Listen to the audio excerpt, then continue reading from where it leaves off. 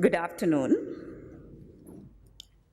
The Monetary Board, at its meeting held on 10th May 2018, decided to maintain policy interest rates at their current level. The Monetary Board's decision aims at stabilizing inflation in mid-single-digit levels in the medium term, thereby contributing to a favorable growth outlook for the Sri Lankan economy. Accordingly, standing deposit facility rate to be remain at 7.25%, standing lending facility rate to be remain at 8.5%, and the statutory reserve ratio to be remain at 7.50%. In arriving at the monetary policy decision, the board took into consideration the following: recent global market developments, macroeconomic impact of recent adjustment in administered prices. As you all know, fuel, liquid gas, LPG gas, and then the milk powder. And the Monetary Board feels that it needs more time to assess the market and economic impact of the policy rate adjustment in April 2018. In supporting this decision, the board considered recent macroeconomic developments and the economic outlook. Now, let me briefly take you through such developments. Inflation decelerated thus far during the year. After a brief supply-driven uptick in the short term, which is mainly expected to be caused by hike in administrative prices, inflation, in the short term, inflation is expected to stabilize in desired mid-single-digit levels. And the economy is projected to record a moderate growth in 2018, owing to strengthening global economic activity and improving domestic conditions. Exchange rate recently experienced some pressure. However, with the central bank intervention, the rupee has shown signs of stabilization. Then the market rates, particularly lending rates, are expected to decline gradually in the period ahead. So inflation decelerated thus far during the year, mainly due to declining food prices as a result of favorable supply-side developments. Core inflation remains subdued, indicating contained demand pressure, while inflation expectations continue to decline. A temporary uptick in inflation is expected, as I previously mentioned, in coming months due to the direct and indirect impact of upward price revisions to fuel, gas, and milk powder. So headline inflation based on the Colombo Consumer Price Index, which was 4.2% on year-on-year basis, has declined to 3.8% in April 2018. And the annual average based on CCPI, which was 6.1%, declined to 5.9%. And based on the National Consumer Price Index, inflation, which was 3.2% in February, declined to 2.8% in March, based on year-on-year. And the annual average inflation, which was 7.2% in February, declined to 6.7%. Once this transitory supply-driven pressure disappeared and domestic food supplies improved further, inflation is expected to stabilize in the desired mid-single-digit levels in the second half of 2018. And the inflation is projected to remain within 4 to 6 range over the medium term. When it comes to economic growth, moderate economic recovery is expected in 2018. Economy is projected to record a moderate growth in 2018, owing to strengthening global economic activity. Especially trade is growing in the internationally trade volumes are growing and improving domestic conditions. Continued positive momentum in the industry and services sectors will add into growth, and modest recovery in agriculture sector also will support the expected growth. Economy is projected to record a moderate growth of 3.7% in Q1. This is largely supported by services activities. Sustained economic growth is expected over the medium term on the back of structural reforms, expected foreign investment inflows, a conducive low inflation environment, and a competitive exchange rate. Now we'll look at the external sector performance. Exports have maintained the positive momentum, while official reserves reach a historically high level by end April 2018. Export earnings rose in February 2018. Increase in import expenditure, largely driven by imports of gold and vehicles, resulted in a widening of the trade deficit. Measures are taken to curtail gold imports, with imposition of 15% custom duty on gold imports in April 2018 to help narrow the trade deficit to some extent. Earnings from tourism and workers' remittances continued their growth performance. Tourist earnings grew by 16% to US $1.6 billion during the period of January to April. And worker remittances also grew by 3.5% to US $2 billion during the first quarter of 2018. And gross official reserves increased to US $9.9 billion by end April 2018. End April reserve level was equivalent to 5.5 months of imports. Exchange rate, as you all know, recently experienced some pressure, but is expected to stabilize in coming weeks. So today's indicative rate is 157.8791. This due to demand pressure from importer and lack of conversions of export proceed by exporters during the New Year season, the exchange rate was under pressure. Sri Lankan rupee depreciated by 3.2% against US dollar up to 11th May, and the depreciation that we witnessed in 2017 was 2%. With this development, central bank intervened in the market, and the rupee has shown signs of stabilization. But we have to note that weakening of the rupee partly reflects a broad-based strengthening of the US dollar globally. Here we have given a comparison on many international currencies and how they have depreciated in 2018.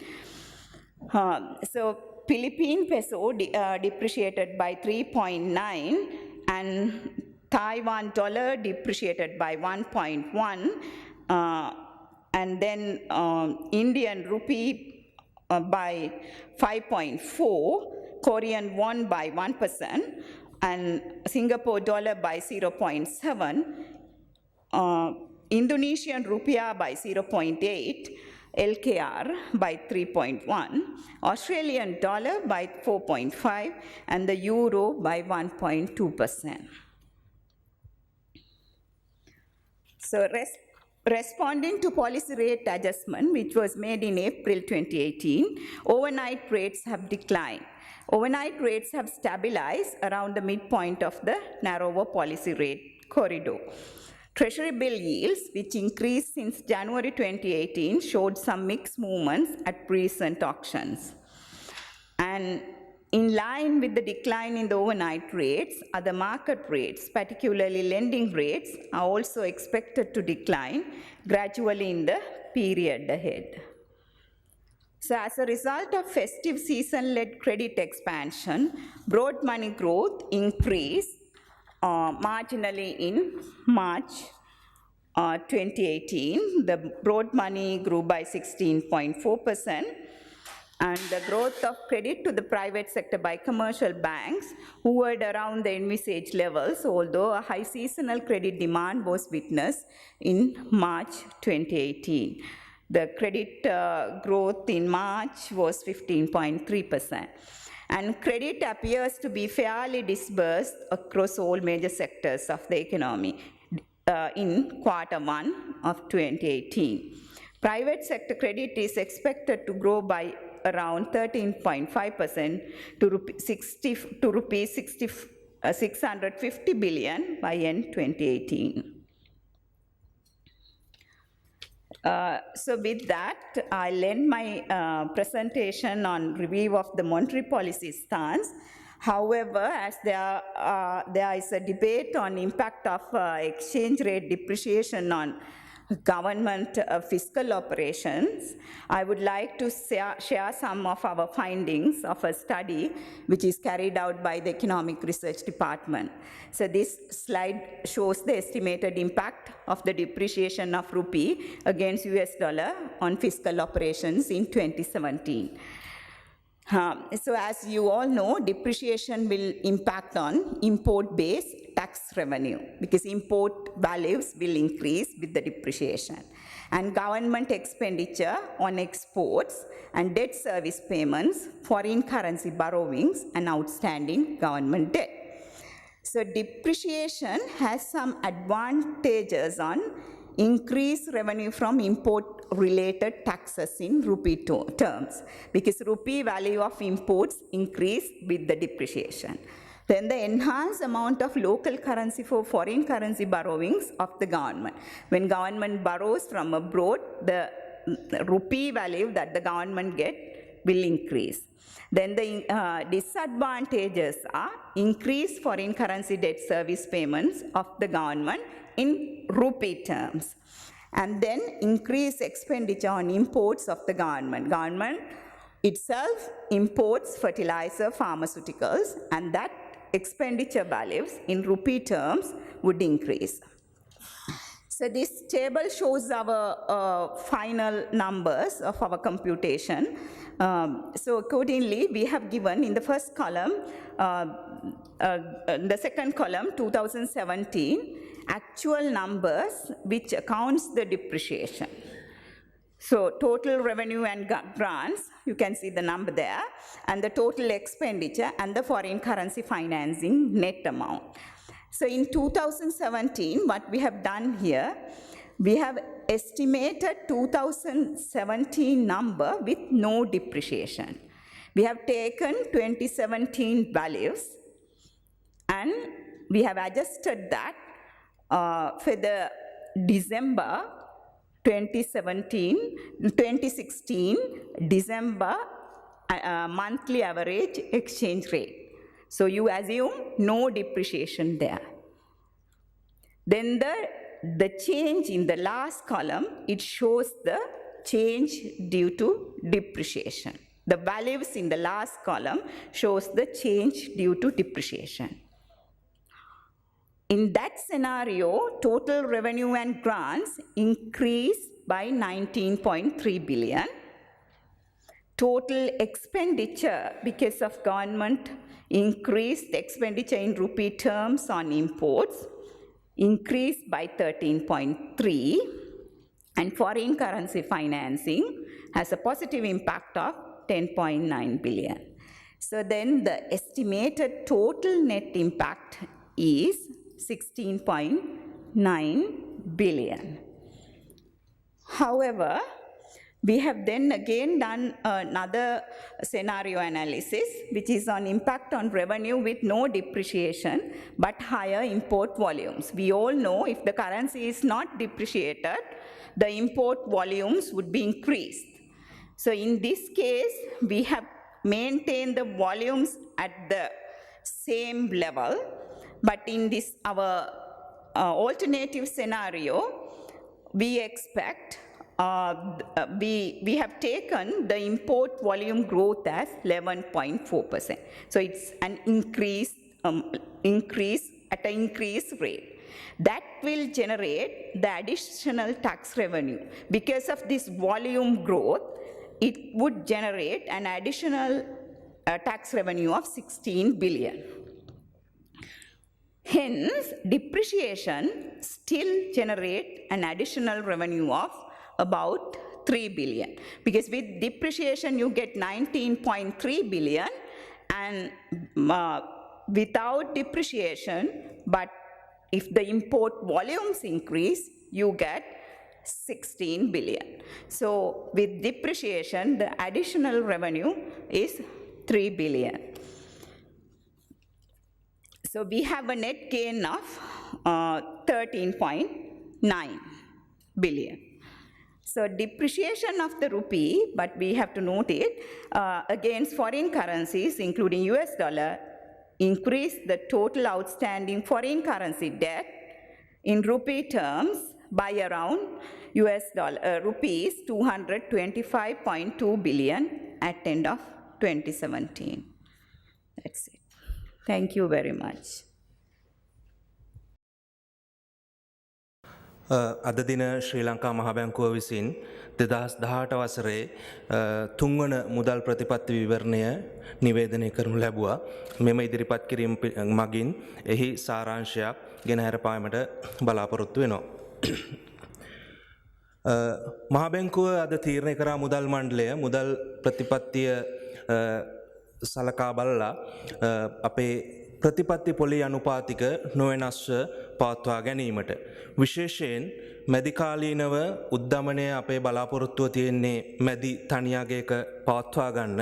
ඒ වගේම ආර්ථිකයේ හිතකර වර්ධනය සඳහා පහසුකම් සපයන්න මෙම අරමුණු දෙකම මුල් කරගෙන මහ බැංකුව තීරණය කළා මෙම මුදල් ප්‍රතිපත්ති දැනට පවතින ප්‍රතිපත්තිය යෝග්‍යයි කියලා ඒ අනුව ප්‍රතිපත්ති අනුපාතික වෙනස් කළේ නැහැ. ඒ අනුව නිත්‍ය තැන්පතු පහසුකම් අනුපාතිකය 7.2.5, නිත්‍ය ණය පහසුකම් අනුපාතිකය 8.5, ව්‍යවස්ථාපිත සංචිත අනුපාතය 7.5 මට්ටමේ පවතිනවා. විශේෂයෙන් මෙම තීරණය ගැනීමේදී මුදල් ප්‍රතිපත්තිය මෙම තීරණය ගැනීමේදී පහත කරුණු සලකා බැලුවා. විශේෂයෙන් අපි දන්නවා දැනට ගෝලීය ආර්ථික තත්ත්වයන් ජාත්‍යන්තර ආර්ථික වාතාවරණය මෙම කරුණු මහ බැංකුවේ අවධානයට යොමු වුණා, මුදල් මණ්ඩලයේ අවධානයට. ඒ වගේම අපි දන්නවා මෑත කාලයේදී පරිපාලිත මිල ගණන් අපි කියන ඇඩ්මිනිස්ට්‍රේටඩ් ප්‍රයිසස් මේවා වෙනස් වුණා. ඉන්ධන මිල ගණන්, ඒ වගේම කිරිපිටි මිල ගණන්, ගෑස් මිල ගණන් රජය විසින් ඉහළ නැංවුවා. මෙම තත්ත්වය සලකා බැලුවා. ඒ වගේම අප්‍රේල් මාසයේදී මහ බැංකුව ප්‍රතිපත්ති පොලි අනුපාතික අඩු කළා. එහි බලපෑම ආර්ථිකයටත් වෙළඳපළටත් ගලා යන්න යම්කිසි කාලයක් ගත වෙනවා. ඒ කාලයත් සලකා බලලා මහ බැංකුව තීරණය කරා දැනට පවතින මුදල් ප්‍රතිපත්තිය යෝග්‍ය බවට. මෙහිදී මහ බැංකුව විශේෂයෙන් දැනට ආර්ථිකයේ පවතින ප්‍රවණතා ඒ වගේම ආර්ථිකයේ ඉදිරි වර්ධනයන් සිදුවේ හැකි වර්ධනයන් පිළිබඳව අවධානය යොමු කළා. එහි සාරාංශයක් මෙහි ඔබට දකින්නට පුළුවන් වෙනවා. විශේෂයෙන් මහ බැංකුව නිරීක්ෂණය කළා 2018 වසරේ මේ දක්වා කාලය තුල උද්දමනය කිසියම් මන්දගාමී වීමක් තිබෙන බවට. ඒ වගේම කෙටි කාලයේදී උද්දමනයේ කිසියම් ඉහළ යාමක් දකින්නට පුළුවන්, අපිට අපේක්ෂා කරන්න පුළුවන්. විශේෂයෙන් මෑතකදී සිදුවෙච්ච පරිපාලිත මිල ගණන් සංශෝධනයත් සමගින්. ඒ වුණත් මහ බැංකුව විශ්වාස කරනවා මැදි කාලයේදී උද්දමනය අපේක්ෂිත මට්ටමේ ස්ථාවර වනු ඇතයි කියලා.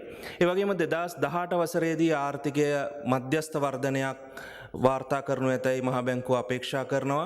විශේෂයෙන් ජාත්‍යන්තර ආර්ථික වාතාවරණය ශක්තිමත් වීමත්, ඒ වගේම දේශීය ආර්ථික කටයුතු යථා තත්ත්වයට සහ ශක්තිමත් වීමත් කියන කරුණු සලකා බලලා. ඒ වගේම මෑතකදී අපි දැක්කා රුපියල මත කිසියම් වූ පීඩනයක් ඇති වෙනවා විනිමය අනුපාතිකය මත. එහෙම වුණත් මහ බැංකුව නිසි කලට මැදිහත් වීම මගින් රුපියල ස්ථාවර වීමක් අපිට දකින්න පුළුවන් මෑතදී. ඒත් එක්කම වෙළඳපොළ පොලි අනුපාතික අඩු වෙනු ඇතයි අපි බලාපොරොත්තු වෙනවා. විශේෂයෙන් ණය පොලි අනුපාතික ඉදිරියේදී අඩු වෙනු ඇතයි බලාපොරොත්තු වෙනවා. කිසියම් සංඛ්‍යා සහිතව විස්තර කරොත් මෙම තත්ත්වය මම මුලින් සඳහන් කළා වගේ උද්දමනයේ අඩුවීමක් දකින්න පුළුවන් වසරේ මේ කාලය තුල. මූලික වශයෙන් ආහාර මිල ගණන්වල අඩුවීම හේතුවෙන්, ඒකට හේතුව අපි දන්නවා සැපයුම් අංශයේ කිසියම් හිතකර තත්ත්වයන් ප්‍රවණතාවන් දකින්නට පුළුවන්. අපි මහ බැංකුව ආර්ථිකයේ තියෙන ඉල්ලුම් පීඩන දිහා නිරීක්ෂණය කරන්නේ මූලික උද්දමනය කියන මිනුම දිහා බලලා. මූලික උද්දමනය අපි නිරීක්ෂණය කරොත් අපිට පෙනී යනවා ආර්ථිකයේ තියෙන ඉල්ලුම නිසා ඇතිවන පීඩන මනාව පාලනය වෙලා තියෙනවා කියලා. ඒ අනුව අපි මතුපිට උද්දමනය අනුව ගත්තොත් 3.8ක මට්ටමේ උද්දමනය පවතිනවා. මූලික උද්දමනය සලකා බැලුවොත් ඒත් අපි බලාපොරොත්තු වෙන මට්ටමේ 2%කටත් වඩා අඩු මට්ටමේ පවතිනවා. මුලදිත් කිව්වා වගේ උද්දමනයේ කිසියම් తాවකාලික ඉහළ යාමක් දකින්නට අපේක්ෂා කරන්න අපිට පුළුවන්. විශේෂයෙන් මිල සංශෝධන සිදු කළා ඉන්ධන මිල ගණන් ගෑස් සහ කිරිපිටි කියන මෙන්න මේ භාණ්ඩ සම්බන්ධයෙන්. ඒ වුණත් මෙම తాවකාලික මිල ඉහළ යාම පහව යාමත් සමග ඒ වගේම ආර්ථිකයේ සැපයුම් තත්ත්වය තවදුරටත් වර්ධනය වීමත් සමග අපි අපේක්ෂා කරනවා උද්දමනය වසරේ දෙවන භාගය තුල අපි අපේක්ෂා කරන මැදි තනි අගය 5% පමණ ආසන්න ප්‍රමාණයේ පවතිනු ඇතයි කියලා. ඒ වගේම ඉදිරි මැදි කාලය තුල ඉදිරි වසර 2-3 තුල උද්දමනය 4-6 කියන පරාසය තුල ස්ථාවර වෙනු ඇතයි අපි අපේක්ෂා කරනවා. 2018 වසරේ ආර්ථිකය මධ්‍යස්ථ වර්ධනයක් වාර්තා කරනු ඇතයි අපි අපේක්ෂා කරනවා. විශේෂයෙන් කාර්මික අංශයේ සහ සේවා අංශයේ අපිට දැනට දකින්නට පුළුවන් ප්‍රවණතාව ඉදිරියටත් පවතිනු ඇතයි බලාපොරොත්තු වෙනවා. ඒ වගේම අපි හිතනවා තවදුරටත් කෘෂි කාර්මික අංශය යහපත් වෙනු ඇතයි කියලා. වසරේ පළවෙනි කාර්තුව අපි සලකා බැලුවොත් මහ බැංකුවේ ඇස්තමේන්තුව අනුව ආර්ථිකය 3.7කින් පමණ වර්ධනය වනු ඇතයි අපි අපේක්ෂා කරනවා. 2018 වසරේ කිසියම් මධ්‍යස්ථ වර්ධනයක් අපි අපේක්ෂා කළත් ඉදිරි කාලය සලකා බැලුවොත් විශේෂයෙන් මැදි කාලය මහ බැංකුවේ විශ්වාසය අනුව ආර්ථිකය කිසියම් හිතකර වර්ධන මාවතකට පැමිණෙනු ඇතයි අපි අපේක්ෂා කරනවා. විශේෂයෙන් දැනට බොහෝ ප්‍රතිසංස්කරණ ආර්ථිකයේ හඳුන්වා දෙමින් පවතිනවා. ඒ වගේම අපිට දකින්නට පුළුවන් විදේශ ආයෝජන අපිට ලැබෙමින් පවතිනවා. ඉදිරියේදී ඒ තත්ත්වය තවදුරටත් වර්ධනය වෙනු ඇතයි අපි අපේක්ෂා කරනවා. ඒ වගේම උද්දමනයේ අඩු මට්ටමක පැවතීම ආර්ථිකයට ගොඩක් හිතකර තත්ත්වයක්. එහි ප්‍රතිලාභත් ඉදිරියේදී තවදුරටත් ආර්ථිකයේ වර්ධනය සඳහා හිතකර ලෙස බලපානු ඇතයි අපි අපේක්ෂා කරනවා. ඒ වගේම විශේෂයෙන් විනිමය අනුපාතිකය ඊටාම තරඟකාරී මට්ටමක අනෙක් රටවල් හා සාපේක්ෂව අපට අපනයන දිරිගන්වන්න තුඩු දෙන පරිදි විනිමය අනුපාතිකය පවත්වා ගැනීමෙන් අපි හිතනවා ආර්ථික වර්ධනය යහපත් වනු ඇතයි කියලා. ආර්ථිකයේ විදේශීය අංශය සලකා බැලුවොත් අපි දකිනවා පෙබරවාරි මාසයේදී අපනයන ආදායම් ඉහළ නැංගුණා.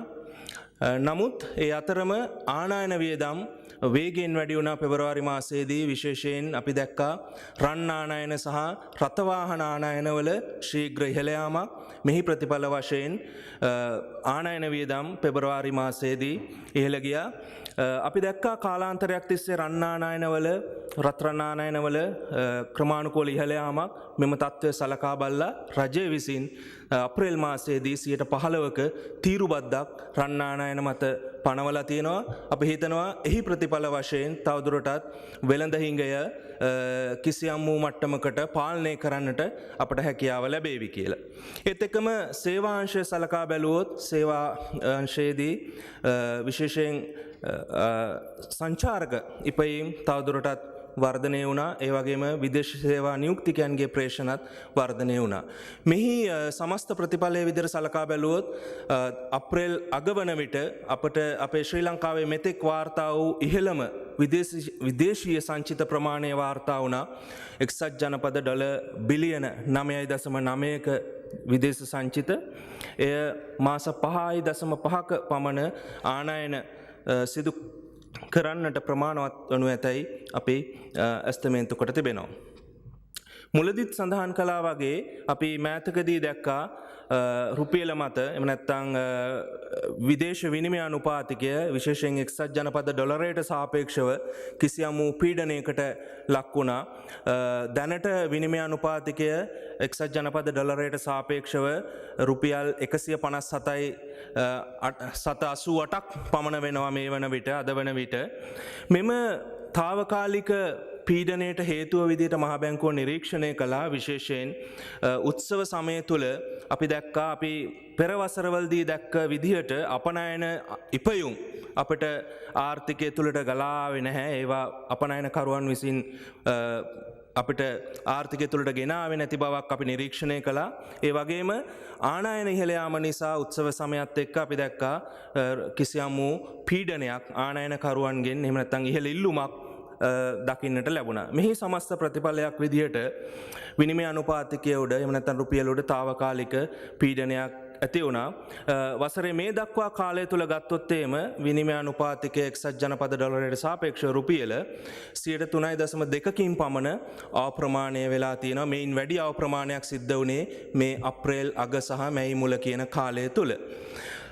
හැබැයි අපි සමස්තයක් විදිහට සලකලා බැලුවොත් මේක ශ්‍රී ලංකාවට විතරක් පොදු තත්වයක් නෙවෙයි. ලෝකයේ බොහෝ රටවල තමන්ගේ විනිමයන් එක්සත් ජනපද ඩොලරයට සාපේක්ෂව අප්‍රමාණය වෙලා තියෙනවා. ඒකට හේතුව ජාත්‍යන්තර වෙළඳපොළ තුල ඩොලරය ශක්තිමත් වෙමින් පවතිනවා. අපි ඇතැම් රටවල් බැලුවොත් විශේෂයෙන් පිලිපීනය, තායිවානය, ඉන්දියාව, කොරියාව, සිංගප්පූරුව, ඉන්දුනීසියාව, ඒ වගේම ඕස්ට්‍රේලියාව, යුරෝ කලාපය මේ හැම රටකම පාහේ ඔබ දකිනවා මේ ප්‍රස්ථාරයේ නිල් පාට සටහන් වන රේඛා මගින් ඔබට පැහැදිලි වෙනවා මේ හැම විනිමයක්ම ඩොලරයට සාපේක්ෂව අප්‍රමාණය වෙලා තියෙනවා. කෙසේ නමුත් මහ බැංකුව මෙම තත්ත්වය හඳුනාගෙන විනිමය අනුපාතිකයේ තියෙන తాවකාලික පීඩනය හඳුනාගෙන විනිමය වෙළඳපොළට මැදිහත් වුණා. විශේෂයෙන් මහ බැංකුව සිය සංචිත වලින් විදේශ විනිමය අලෙවි කළා. කිසියම් කාල සීමාවක් තුළ එහි ප්‍රතිඵල වශයෙන් අපි දකිනවා දැනට විනිමය අනුපාතිකය ඉතාම ස්ථාවර මට්ටමකට පැමිණීම පවතිනවා. ඒ අනුව රුපියල අපි අපේ භාෂාවෙන් කියනවා නම් අර බාල්දු වීම පාලනය වෙලා තියෙනවා මෑතකදී. ඊළඟට අපි අවසාන වශයෙන් සලකා බැලුවොත් එහෙම අපි ප්‍රතිපත්ති පොලි අනුපාතික වෙනස් කරාට පස්සේ ආර්ථිකයේ කෙටි කාලීන පොලි අනුපාතික ක්‍රමක්‍රමයෙන් පහළ බැහැලා අපේ පොලි අනුපාතික කොරිඩෝවේ මැද සීමාව තුළ ස්ථාවර වෙලා තියෙනවා. එතකම රාජ්‍ය සුරකුම්පත් මත පළදා අනුපාතිකයත් වසරේ මුල් කාලය තුළ කිසියම් වැඩිවීමක් වාර්තා වුණත් මෑතදී අපි දකිනවා කිසියම් ස්ථාරවීමක් යම් කිසි සතිවල යම් ඉහළ යාම් තිබුණත් తాවකාලිකව අපි දකිනවා සමස්තයක් වශයෙන් ස්ථාවරවීමක්. අපි බලාපොරොත්තු වෙනවා ඉදිරියේදී මේ තත්ත්වය අනුව ආර්ථිකයේ අනිත්කුත් පොලි අනුපාතික විශේෂයෙන් ණය පොලි අනුපාතික විශේෂයෙන් ආයෝජන සහ ආර්ථික කටයුතු වලට බලපාන ණය පොලි අනුපාතික ක්‍රමක්‍රමයෙන් ඉදිරියේදී අඩු වෙනු ඇතයි කියලා. මුදල් අංශය සලකා බැලුවොත් ආර්ථිකයට අලුතෙන් එකතු වෙන මුදල් ප්‍රමාණය එහෙම නැත්නම් මුදල් අපි කියනවා වර්ධනය කිසියම් වූ අපි බලාපොරොත්තු වෙන මට්ටමේ පවතිනවා. අපි දැක්කා මාර්තු මාසයේදී කිසියම් වූ ඉහළ යාමක් පෞද්ගලික අංශයට සපයන ණය ප්‍රමාණයෙහි සාමාන්‍යයෙන් මේක මාර්තු මාසයේදී අපිට දකින්න පුළුවන් ලක්ෂණයක්. උත්සව සමයත් එක්ක ණය සඳහා තියෙන ඉල්ලුම වැඩි. ඒ නිසා මාර්තු මාසයේදී කිසියම් වූ ඉහළ යාමක් දකින්න පුළුවන් වුණා අපිට පෞද්ගලික අංශයට සපයන ලද ණය ප්‍රමාණය. නමුත් හිතකර කාරණය මෙම ණය ප්‍රමාණය අපි නිරීක්ෂණය කළ ආර්ථිකයේ කෘෂි කාර්මික සේවා කාර්මික කියන මේ හැම අංශයකටම ඒකාකාර විදියට ණය ව්‍යාප්ත වෙලා තියෙනවා. ඒක හොඳ ලක්ෂණයක් විදිහට අපි නිරීක්ෂණය කරන්නේ. ඒ වගේම මෙම తాවකාලික ඉහළ යාම ඉදිරියේදී පාලනය වෙලා අපි හිතනවා වසර අවසානයේ වන විට පෞද්ගලික අංශයට සපයන ලද ණය ප්‍රමාණය 13.5ක් පමණ වනු ඇතයි කියලා. මුදල් ප්‍රතිපත්ති විවරණයට අදාළව අපගේ විශ්ලේෂණය එපමණයි. ඒත් එක්කම මේ ඉංග්‍රීසි මාධ්‍යයේදී ඉදිරිපත් කළා වගේම අපි බලාපොරොත්තු වෙනවා කිසියම් අතිරේක අදහස් ප්‍රමාණයක් මෙහි ඉදිරිපත් කරන්න. විශේෂයෙන් මෑතකදී අපි දැක්කා මාධ්‍ය තුල විවිධ අදහස් පළ වෙනවා ආර්ථිකයේ විනිමය අප්‍රමාණය වෙද්දී එහෙම නැත්නම් රුපියල බාල්දු වෙද්දී රටේ අයවැය කටයුතු වලට රජය මත මොන වගේ බලපෑමක් සිද්ධ වෙනවද කියලා. ඉතින් මම මේක පුළුවන් තරම් සරල විදියට කියන්න උත්සාහ කරන්නම් අපේ සිංහල මාධ්‍ය හිතවතුන් සඳහා. අපි දන්නවා විනිමය අප්‍රමාණය වෙද්දී අපි ශාස්ත්‍රීය විදියට හිතුවොත් එහි බලපෑම් ගණනාවක් දකින්නට පුළුවන්. එකක් තමයි විනිමය අප්‍රමාණය වීම තුළින් ආනයන මත පදනම් වෙච්ච බදු ඉහළ යන්න පුළුවන්. ඒත් එක්කම රජයේ වියදම් ඉහළ යන්න පුළුවන් විනිමය අනුපාතිකය අප්‍රමාණය වෙද්දී. ඒත් එක්කම ණය සේවා කරන ගෙවීම් ණය ගෙවීම් වල වටිනාකම ඉහළ යන්න පුළුවන් විනිමය අප්‍රමාණය වෙද්දී ඒත් එක්කම අපි දකිනවා රජයේ සමස්ත ණය ප්‍රමාණයත් ඉහළ යන්න පුළුවන්. මේ හැම කාරණයක්ම අපි වාසි සහ අවාසි විදියට වෙන් කරගත්තොත් අපිට විනිමය අප්‍රමාණයේ වාසිත් අවාසිත් දෙකම හඳුනා ගන්න පුළුවන්. වාසි විදියට අපිට දකින්න පුළුවන් විනිමය අප්‍රමාණය වෙද්දී එහි ප්‍රතිඵලයක් විදියට අපිට ආනයන සම්බන්ධ රුපියල් වලින් ලැබෙන ආදායම ඉහළ යන්න පුළුවන් බදු වශයෙන් රජයට. ඒත් එක්කම රජයට ණය ලබා ගැනීමේදී රුපියල් වශයෙන් ලැබෙන ප්‍රමාණයත් ඉහළ යන්න පුළුවන්. ඉතින් මේ දෙකම අපිට වාසිදායී කරුණු. ආනයනවල බදු ආදායම ඉහළ යාමත් ඒත් එක්කම ණයවල රුපියල් වටිනාකම ඉහළ යාමත්. ඒත් එක්කම අවාසි විදියට අපිට දකින්න පුළුවන් විනිමය අප්‍රමාණය වීමත් එක්ක නිසක වශයෙන්ම අපි ගෙවන ණය ප්‍රමාණයෙහි වටිනාකම රුපියල් වටිනාකම ඉහළ යන්න පුළුවන්. ඒත් එක්කම අපි සිදු කරන ආනයනවල වියදම ඉහළ යන්න පුළුවන්. විශේෂයෙන් පොහොර බෙහෙත් වගේ දේවල් ඉහළ යන්න පුළුවන් රජය මුල් වෙලා සිදු කරන ආනයනවල. ඉතින් අපි ගිනුම් කරන ඇසකින් බැලුවොත් එහෙම අපිට පෙනී යනවා රුපියල අප්‍රමාණය වීම නිසා විදේශීය ණය සමස්ත විදේශීය ණය තොගය රුපියල් බිලියන 225කින් පමණ ඉහළ යන්න පුළුවන් 2017 නොම්බර අනුව බැලුව. හැබැයි මහ බැංකුව මෑතකදී මේ සම්බන්ධ කිසියම් ගණනය කිරීමක් කළ ආර්ථික පර්යේෂණ දෙපාර්තමේන්තුව එහිදී අපි අඳුනාගත්තා රුපියල අප්‍රමාණය වීම නිසා රජයේ මූල්‍ය කටයුතු මත තියෙන්නේ ශුද්ධ වාසියක් net gain එකක්. ඔබ දැක්කොත් එහෙම අර සංඛ්‍යා සටහන නිරීක්ෂණය කරොත් 2017 තත්ත්වය අපි සලකා බැලුවොත් එහෙම මෙහි අපි තියෙනවා තීරු කීපයක්. දෙවනි තීරුවේ තියෙන්නේ රජයේ සත්‍ය ආදායම් වියදම් තත්ත්වය සත්‍ය ආදායම් වියදම් තත්ත්වය තුළ ඒ වසරේ විනිමය අප්‍රමාණය වීමේ බලපෑමත් ඇතුළත්. අපි ගත්තොත් එහෙම අංක වශයෙන් රජයේ සමස්ත ආදායම සහ ප්‍රධාන රුපියල් බිලියන 1839.6ක්. ඉතින් මේ තුල ඇතුළත් විනිමය අප්‍රමාණය වීමේ බලපෑමත්. එතකම වියදම ගත්තොත් එහෙම රුපියල් බිලියන 2573ක්. එතකම විදේශ විනිමය අපි ණය ගැනීම වල පිරිවැය සලකා බැලුවොත් විනිමය අප්‍රමාණය බලපෑමත් එක්ක ශුද්ධ වශයෙන් රුපියල් බිලියන 468.5. ඊට පස්සේ තුන්වෙනි තීරුව ඔබ සලකා බැලුවොත් එහිදී අපි නිරීක්ෂණය කළා 2017 මෙම සංඛ්‍යා තුළ විනිමය අනුපාතයේ බලපෑමක් නැත්නම් ඒ කියන්නේ 2018 අග තිබිච්ච විනිමය අනුපාතිකයම සලකා 16 අග තිබුණු විනිමය අනුපාතිකයම සලකා බැලුවොත් ඔබට දකින්න පුළුවන්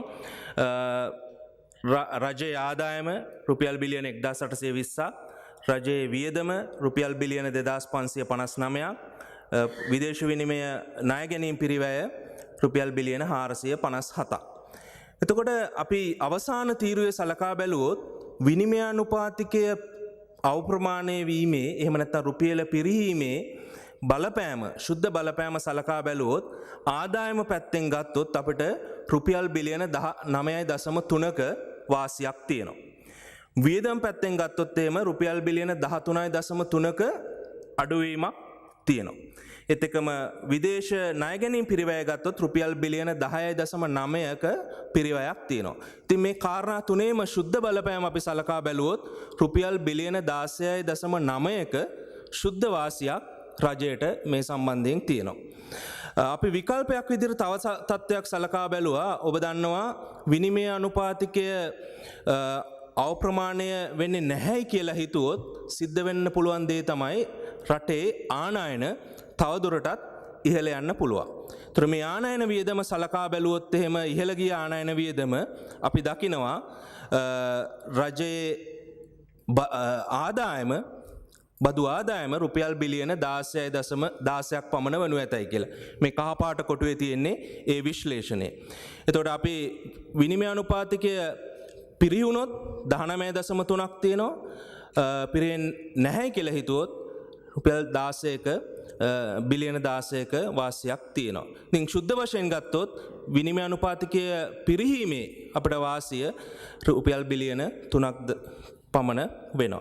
ඉතින් සාරාංශයක් වශයෙන් කිව්වොත් අපිට පෙනී යනවා විනිමය අනුපාතිකය පිරිහීම තුළින් ආර්ථිකයේ තියෙන්නේ රජයේ මූල්‍ය කටයුතු සම්බන්ධයෙන් ශුද්ධ වාසියක් කියලා. ඉතින් මේ පණිවිඩයත් මේ තොරතුරත් ඔබ සමග බෙදා ගන්න අපි කල්පනා කරා. බොහොම ස්තුතියි. வணக்கம். 2018ஆம் ஆண்டின் 3ஆம் நாணய கொள்கை நிலைப்பாட்டின் மீளாய்வு என்பதை நாம் சற்று நேரத்தில் பார்ப்போம்.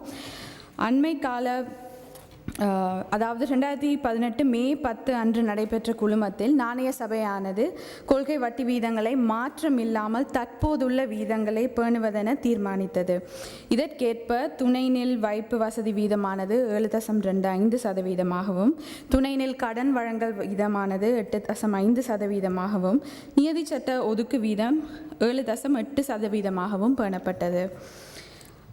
அண்மைக்கால உலகளாவிய சந்தை அபிவிருத்திகள், நிர்வகிக்கப்பட்ட விலைகள், அதாவது பெட்ரோலிய உற்பத்திகள் மற்றும் பால்மா எரிவாயு போன்றவற்றில் அண்மை கால திருத்தங்களின் பேரண்ட பொருளாதாரம் மீதான தாக்கம் மற்றும் 2018 ஏப்ரலில் மேற்கொள்ளப்பட்ட கொள்கை வீத திருத்தத்தின் பொருளாதார தாக்கம் என்பவற்றின் தாக்கத்தை சந்தையை கணிப்பீடு செய்வது தாக்கம் மற்றும் சந்தையை கணிப்பீடு செய்வது என்பவற்றிற்கு இன்னும் சற்று காலம் தேவைப்படுகிறது என்பவையை கருத்தில் கொண்டு இந்த நாணய கொள்கை தீர்மானத்தை நாணய சபை மேற்கொண்டது. இந்த தீர்மானம் தொடர்பில் பேரண்ட பொருளாதார அபிவிருத்திகள் மற்றும் அதன் தோற்றப்பாட்டை பார்த்தோமானால் இதுவரையான ஆண்டு பகுதியில் பணவீக்கமானது மெதுவடைந்து காணப்பட்டதுடன் குறுகிய காலத்தில் ஒரு சுருக்கமான நிரம்பல் சார்ந்த அதிகரிப்பிற்கு பின்னர் விரும்பத்தக்க மட்டங்களான நடு ஒற்றை இலக்க மட்டங்களில் பணவீக்கம் நிலை பெறும் என எதிர்பார்க்கப்படுகிறது. இத்துடன் உலகளாவிய பொருளாதார நடவடிக்கைகள் வலுப்பெறுவதுடன் மேம்படும் உள்நாட்டு நிலைமைகள் கருத்தில் கொள்ளும் போது 2018 பொருளாதாரமானது ஒரு மிதமான வளர்ச்சியை பதிவு செய்யும் என எறிவு செய்யப்படுகிறது. அண்மை காலங்களில் செலாவணி வீதம் ஓர் வகையான அழுத்தத்திற்கு உட்படுத்தப்பட்ட போதும் மத்திய வங்கியின் இடையீட்டுடன் சில உறுதியடையும் அறிகுறிகளை ரூபாய் காண்பித்தது. சந்தை வட்டி வீதங்களை பார்த்தோமானால் குறிப்பாக கடன் வழங்கல் வீதங்கள் என்பவை எதிர்வரும் காலத்தில் மெதுவாக வீழ்ச்சி அடையும் என எதிர்பார்க்கப்படுகிறது. ஆண்டின் இதுவரையான காலப்பகுதியில் சாதகமான நிரம்பல் சார் அபிவிருத்திகளினால் ஏற்பட்ட உணவு விலைகளின் வீழ்ச்சி என்பதனால் பணவீக்கம் மெதுவடைந்து காணப்பட்டது. பணவீக்கம் தொடர்பான எதிர்பார்ப்புகள் தொடர்ந்தும் வீழ்ச்சி அடைந்த அதே வேளையில் மைய பணவீக்கமானது தாழ்வாக காணப்பட்டது. இது கேள்விசார் அழுத்தங்களின் மட்டுப்படுத்தலை எடுத்துக்காட்டியது. எரிபொருள், எரிவாயு மற்றும் பால்மாவின் மேல் நோக்கிய விலை திருத்தங்களின் நேரடி மற்றும் மறைமுகமான தாக்கத்தினால் பணவீக்கமானது எதிர்வரும் மாதங்களில் ஓர் அதிகரிப்பை பதிவு செய்யும் என எதிர்பார்க்கின்றோம். இருப்பினும் இவ்வகையான தற்காலிக தன்மையுடைய விலை அழுத்தங்கள் மறைந்து உள்நாட்டு உணவு நிரம்பல் மேலும் மேம்பாடடைவதுடன் 2018 2ஆம் அரையில் ஒற்றை இலக்க மட்ட எல்லைக்குள் பணவீக்கம் நிலை பெறும் என எதிர்பார்க்கப்படுகின்றது. இதன்படி அட்டவணையில் காட்டியுள்ளவாறு கொழும்பு நுகர்வோர் விலை சுட்டன் மற்றும் தேசிய நுகர்வோர் விலை சுட்டன்கள் என்பனவின் ஆண்டுக்காண்டு மற்றும் ஆண்டு சராசரி அடிப்படையிலான பணவீக்கம் என்பன வீழ்ச்சியடைந்தே காணப்பட்டது. வலுவான உலகளாவிய பொருளாதார நடவடிக்கை மற்றும் மேம்பாடடைந்து வரும் உள்நாட்டு நடவடிக்கைகளினால் பொருளாதாரம் 2018 ஒரு மிதமான வளர்ச்சியை பதிவு செய்யும் என எதிர்பார்க்கப்படுகிறது. இந்த வளர்ச்சியானது கைத்தொழில் மற்றும் பணிகள் சேவைகளின் தொடர்ச்சியான நேர்கணியமான துரிதம் மற்றும் வேளாண்மை துறையின் மிதமான வளர்ச்சியினால் முன்னெடுத்து செல்லப்படும் என எதிர்பார்க்கின்றோம். இதற்கேற்ப 2018 முதல் காலாண்டில் பொருளாதாரமானது 3.7% மிதமான வளர்ச்சியை பதிவு செய்யும் என எறிவு செய்கின்றோம். ஏற்றுமதிகள் ஓர் நேர்கணியமான துரிதத்தை பேணியதுடன் 2018 ஏப்ரல் இறுதியில் அலுவல்சார் ஒதுக்குகள் ஓர் வரலாறு காணாத உயர் மட்டமான ஐக்கிய அமெரிக்க டாலர்கள் 9.9 பில்லியனை எய்தியுள்ளது என்பது குறிப்பிடத்தக்கது. 2018 பிப்ரவரியில் ஏற்றுமதிகளில் இருந்தான வருவாய்கள் உயர்வடைந்து காணப்பட்டன. அண்மை காலமாக இறக்குமதி செலவினம் என்பது பெருமளவில் தங்கம் மற்றும் வாகன இறக்குமதிகளினால் அதிகரித்து காணப்பட்டது. 2018 ஏப்ரலில் தங்க இறக்குமதிகள் மீது 15% சுங்க தீர்வை விதிப்பு என்பது வர்த்தக பற்றாக்குறையை குறைவடைய செய்ய உதவும் என எதிர்பார்க்கப்படுகிறது. சுற்றுலாத்துறையில் இருந்தான வருவாய்கள் மற்றும் தொழிலாளர் பணவனுப்பல்கள் என்பன தொடர்ந்தும் வளர்ச்சியடைந்து காணப்பட்டன. அண்மை காலங்களில் செலாவணி வீதமானது ஓரளவான அழுத்தத்திற்கு உட்படுத்தப்பட்டிருந்தாலும் செலாவணி வீதமானது எதிர்வரும் வாரங்களில் நிலை பெறும் என எதிர்பார்க்கப்படுகின்றது. புத்தாண்டு காலத்தில் இறக்குமதியாளர்களின் கேள்வி அழுத்தம் மற்றும் ஏற்றுமதியாளர்கள் தங்களது ஏற்றுமதி வருவாய்களை மாற்றாமல் இருந்ததே இந்த அழுத்தத்திற்கான காரணமாகும். மேலும் உலகளாவிய ரீதியில் ஐக்கிய அமெரிக்க டாலர் வலுப்பெற்றதும் ரூபாயின் நலிவடைதலுக்கு பகுதியளவிலான காரணமாகும். இது வலப்பக்கத்தில் உள்ள வரைபடம் எடுத்து காட்டுகிறது இந்த விடயத்தை. 2018 மே 10 வரையிலான காலப்பகுதியில் 2018 மே 11 வரையிலான காலப்பகுதியில் இலங்கை ரூபாய் ஐக்கிய அமெரிக்க டாலருக்கு எதிராக 3.2% தேய்மானம் அடைந்து காணப்பட்டது. இருப்பினும் மத்திய வங்கியின் இடையூற்றுடன் ரூபாயானது உறுதிப்பாடு அடைவதாக சில அறிகுறிகளை காண்பிக்கின்றது.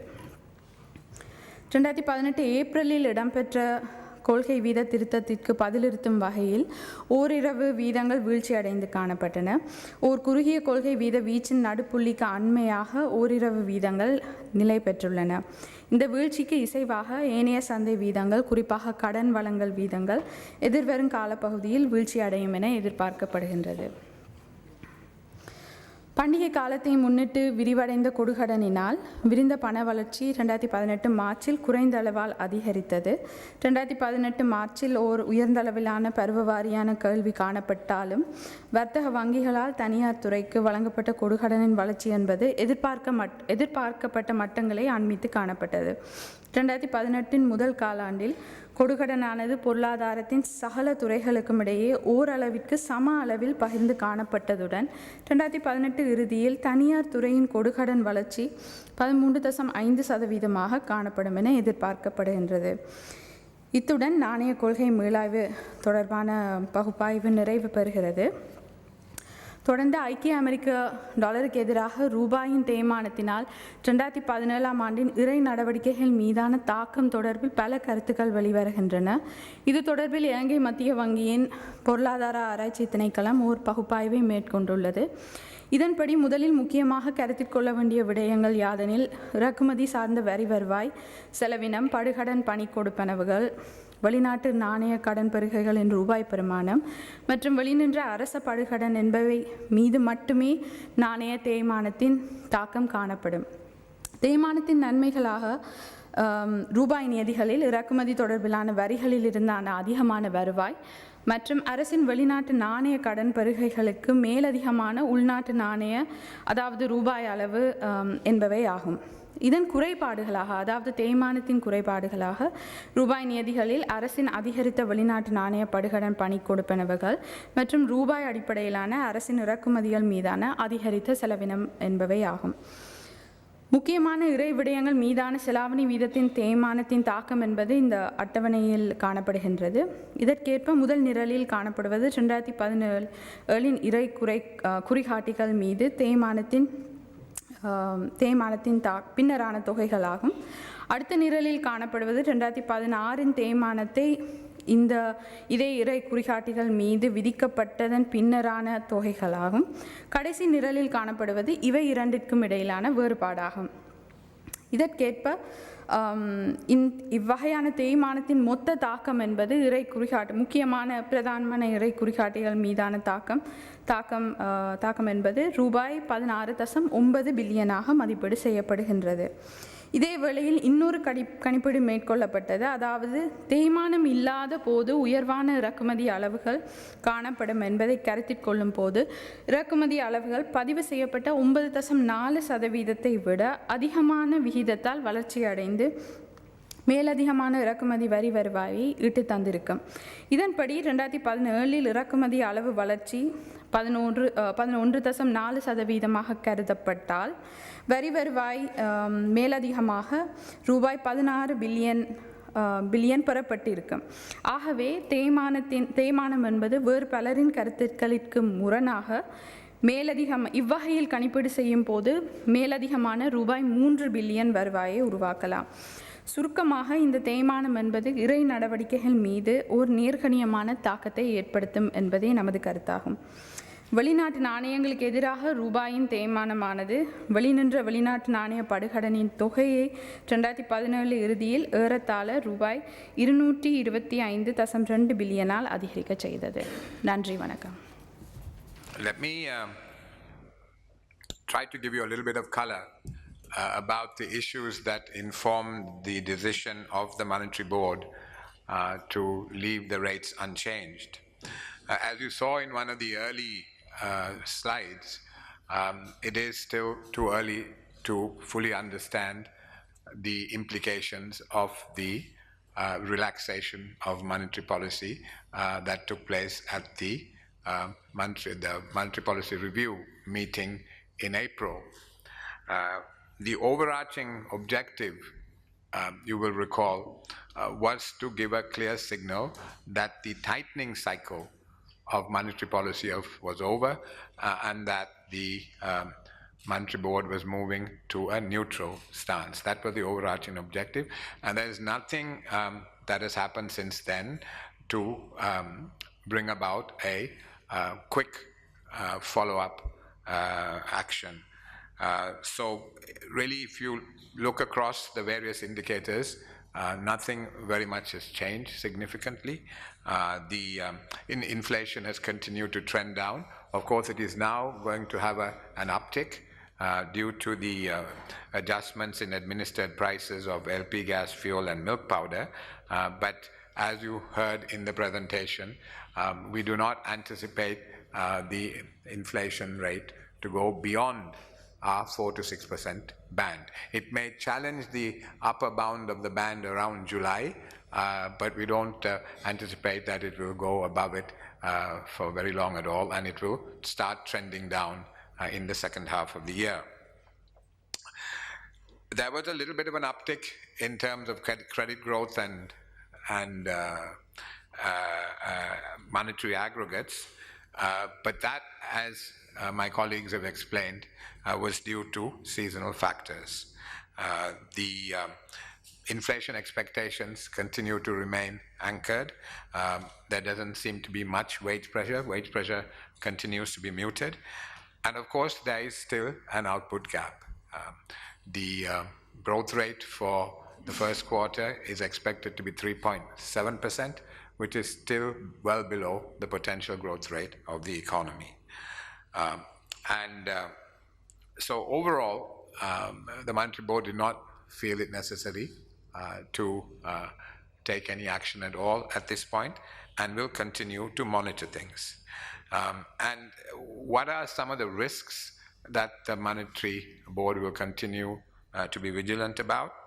One, of course, are fiscal outcomes. That has been the perennial challenge as far as monetary policy has been concerned, to ensure that there isn't fiscal forbearance and that we move early and decisively if there is any slippage on the fiscal side. For the moment, things seem to be broadly on track, but the Monetary Board will continue to observe the fiscal outcomes very carefully going forward. The other risk, of course, is beyond our control, and that is developments in the world economy, in the international economy. The dollar strength, the increase in US treasuries, the two are linked, of course, and the volatility we have seen in emerging market currencies, as well as capital flows going out of emerging markets. This is a phenomenon that has taken place right across the emerging market space, that is the currency pressure on the currency as well as the capital outflow. So these are things that we need to keep very close watch over, and to see whether there is a response that would be necessary going forward. I'd like to just address two issues before I turn to the Q&A, and before I'll also ask Dr. Veerasinghe whether he'd like to say something. the issues are, one is it relates to the depreciation of the currency.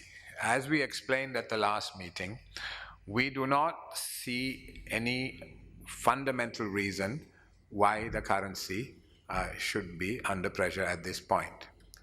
Clearly, international developments are such that you would have seen from that slide, which had movements in several emerging market currencies, there has been pressure on currencies, and so some degree of downward pressure on the currency is to be expected, but not as much as we have seen. But the good sign is that in the last few days that pressure has begun to abate, and the Senior Deputy Governor just told me that today things seem to be looking pretty stable so far.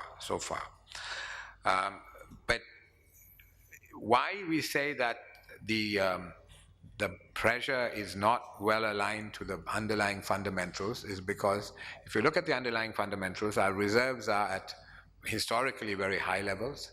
The real effective exchange rate index is at 100. So we don't see any reason why there should be pressure on the currency. And we are studying very carefully why there was this extra pressure that came through in the FX market in the last 10 days to 2 weeks. And we will have a better understanding when we will study some of the transactions, transaction by transaction, to see what has happened, to look at the behavior of market participants. We now have a flexible exchange rate management system which is very transparent, and for that system to work well, the market participants must also behave well. They need to be disciplined and also not try to manipulate the market. So we will be very alert to see whether there is any manipulation that takes place of the market, and if we do observe any manipulation, we will take very stern action, because there has to be a quid pro quo. If we are to open up the market and try to have a market-oriented approach, then the market participants have to also behave well, and that's something we will do our utmost to make sure happens. Finally, the impact of depreciation on the economy, I think that's what Sham was beginning to ask me. It has positive and negative impacts. The fiscal, yes. On the fiscal side, as you saw in this slide, there is a positive impact given the current structure of receipts and payments. That is a positive. Also, it has a positive impact on the balance of payments in the sense that it incentivizes exports and discourages imports. But where there is a challenge when the currency depreciates is the fact that it has an impact on the cost of living, on inflation. And one has to take particular cognizance of this because we have a very high import component in our basic consumption bundle. So oil, foodstuff, pharmaceuticals, all these things are imported. So when depreciation takes place, it has an impact on the prices of such items and in the overall price index. So that's the negative side. But as I said, we've been constantly saying that we need to build up our exports if we are to get out of the very challenging debt dynamics that confront the country. So we need to have a competitive exchange rate. And the exchange rate will go up and down. As you saw in the last 12, 15 months, it went down overall by about 2% last year, but there were times when it appreciated a bit as well. And in the first month, 6 weeks of this year, again, first couple of months of this year, you saw the same pattern. In recent days, it has had this pressure. As I said, part of it is due to external factors. And it's possible that the political uncertainty also has played its part in the decisions, say, exporters make in terms of converting their money. Because that is where we've had an issue. The market has been thin because there haven't been sufficient conversions. And after the new year. Before the new year, of course, there was a fair amount of conversions, both by exporters, and we saw remittances coming in as well. And there was also high import demand before the new year. But after the new year, the inflows of foreign exchange into the FX market has been less than we would have expected. And so there can be a number of reasons for it, including the political uncertainty, which sometimes would encourage people to hold money outside the country for longer than they would otherwise do. So these are all things we would need to study. We are also looking at the actual pattern of transactions, as I told you, and we will see whether we need to do anything to ensure that the market works in a transparent way, and that there is a level playing field for all the market participants.